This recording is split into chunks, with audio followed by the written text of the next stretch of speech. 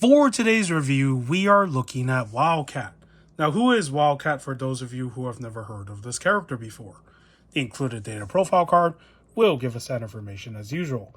And as you can see, there's this nice image of what the figure looks like in the comic book source material that it's inspired from. And this is a design that I'm not familiar with.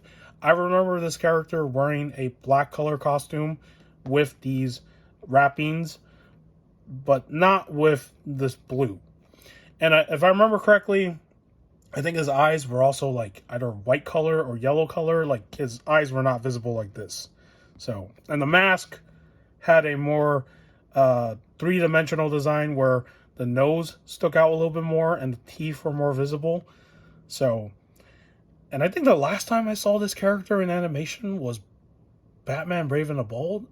It's been so long since I've seen him in any animated stuff. So, but yeah, not familiar with this design, but nevertheless, I am happy that we finally got a Wildcat figure in this line because I want to build this JSA team, and you need a Wildcat for that. So there you go.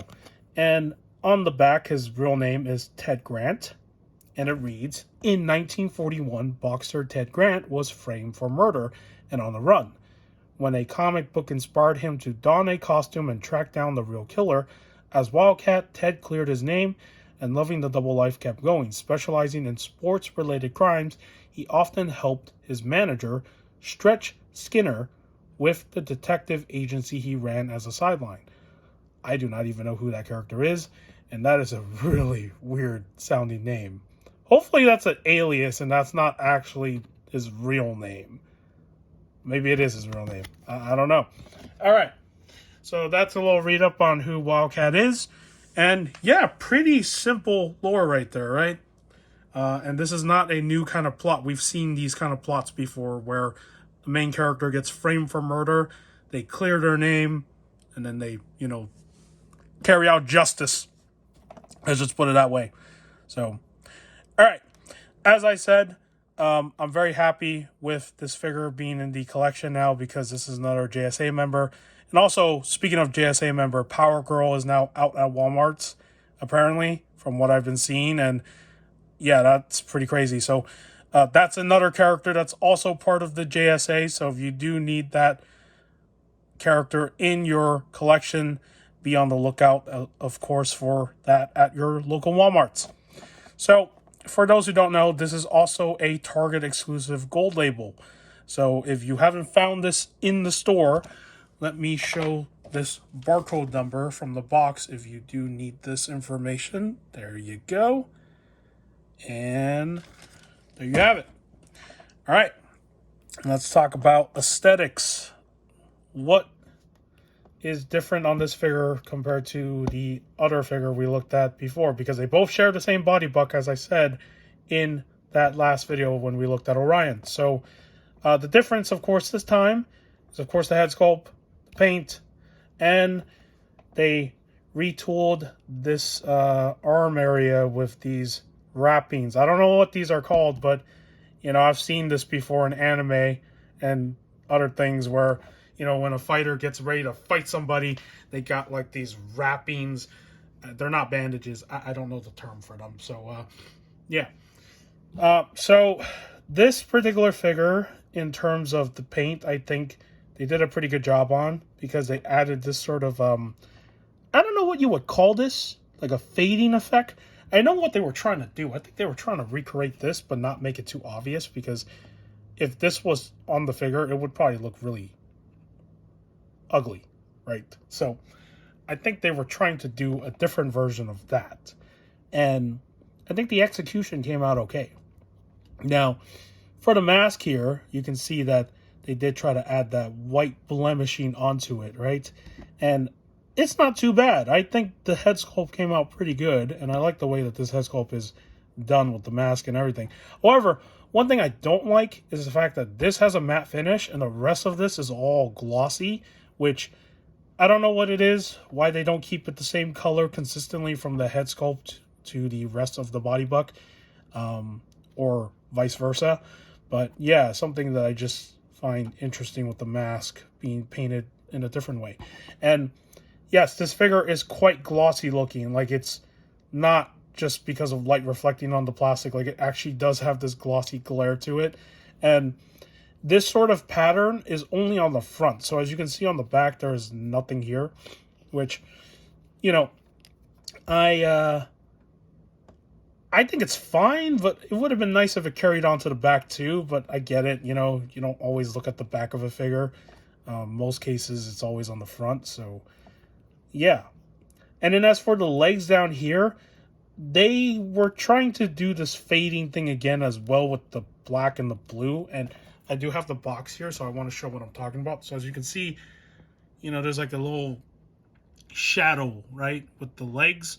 I think they were trying to do that, but then they ended up just making the whole bottom part of his feet just completely in black paint. So yeah, probably not the way that I wanted it, but I mean, you know, it is what it is. It's good enough. I mean, we're not going to get another version of this figure. I don't think we will. If we do, that'll be cool if they painted it in that, you know, color that I recognize, but I highly doubt that's going to happen.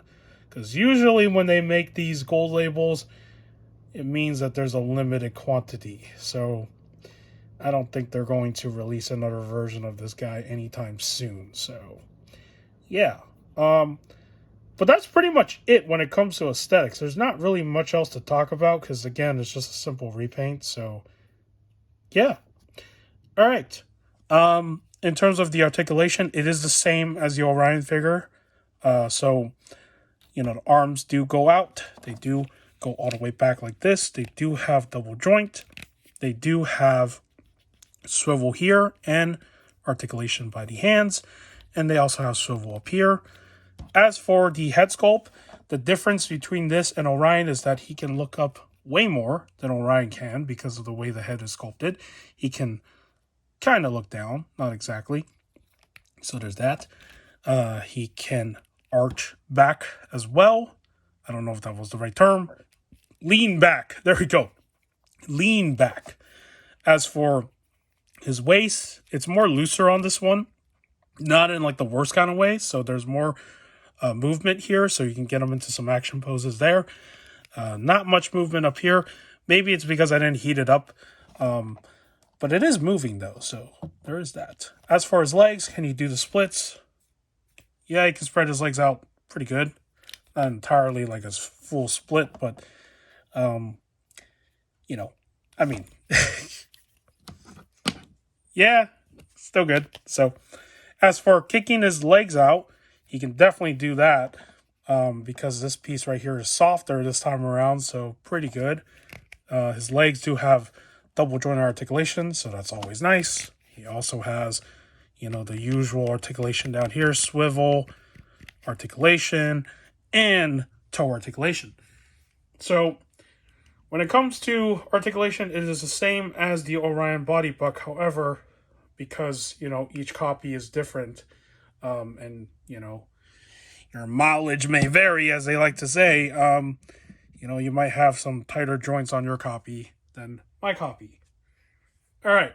In terms of comparison, because this is a JSA member, how does he go alongside with other figures?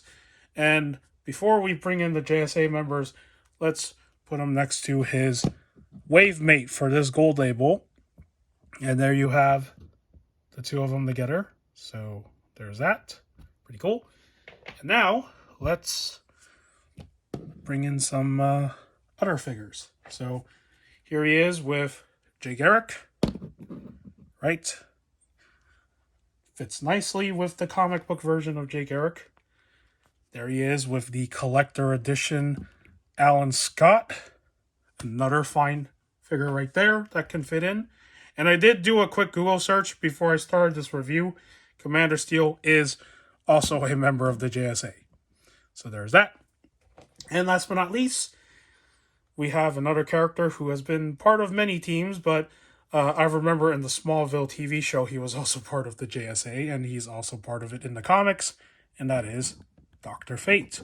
And this is the Injustice 2 version of Dr. Fate, which is The only version that can kind of work with this shelf at the moment, because they haven't made like a proper comic version.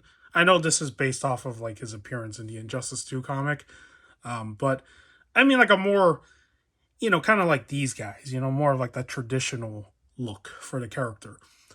You could use the one from the Black Adam movie if you want to, if you like that one more.